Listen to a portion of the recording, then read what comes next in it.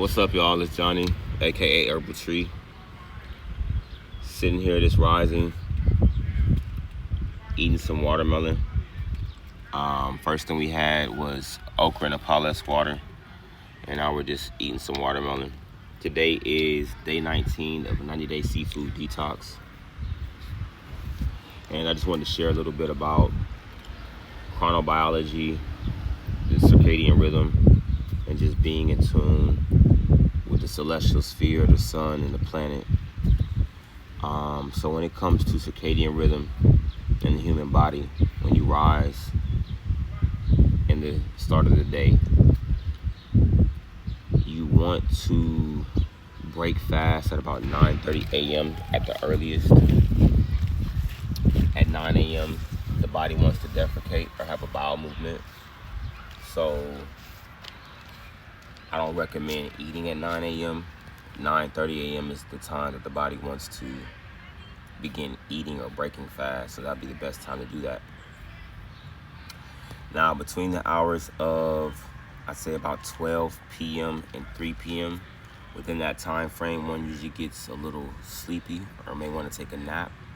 So if you rise early, let's say 4 a.m., 4:30 a.m., around noontime to about 3, the body may want to take a nap, so you may feel tired at that time. Now, when it comes to physical activity and physical exertion, the body wants to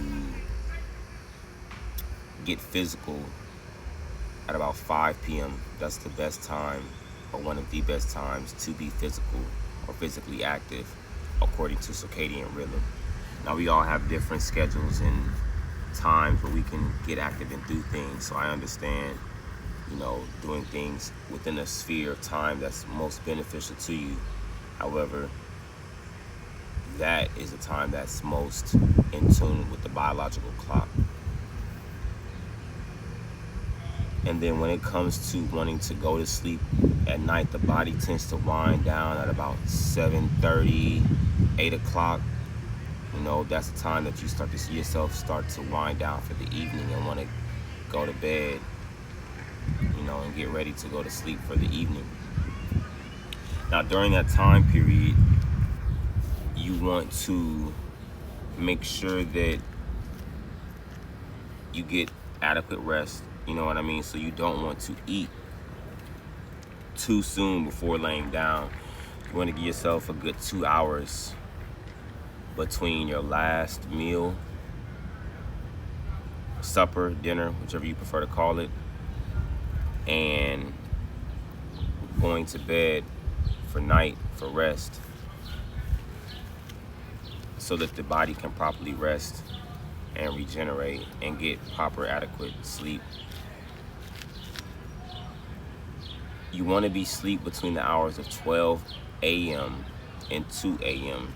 That is the time that your reproductive organs regenerate, so to speak. So you want to make sure that you sleep between those hours to make sure that you keep up your sexual prowess or your sexual health.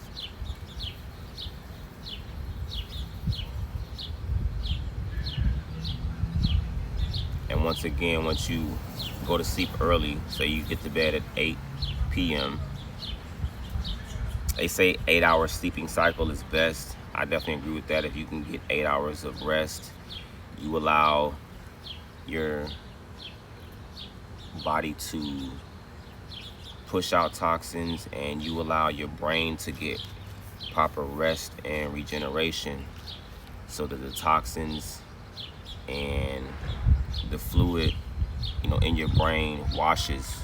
You see what I'm saying? So that you get rid of, toxins and contaminants in the body, and your brain can properly operate during waking hours. So in order for that to happen, you want to make sure that you get rest at that time. And 8 hours, it would be, adequate rest for the body to regenerate and heal during, those sleeping hours. So let's see, if you went to bed at 8 p.m., 8, 9, 10, 11, 12, 1, 2, 3, 4, you'd want to wake up at 4 a.m. That would be 8 hours of rest. And if you wake up at 4 a.m., you'd wake up before the sun rises, you know, and you again would repeat that cycle. And just being on a regular sleep cycle, if you can manage to go to sleep at the same time every day, you will see how your life transforms and how your energy transforms. If you can eat regularly every day at the same time, you will see how that works better for your digestion and your nutrient intake as well. And these are just some modalities that we can implement in our life and in our lifestyles that'll help us be the best versions of ourselves. So that's just some food for thought.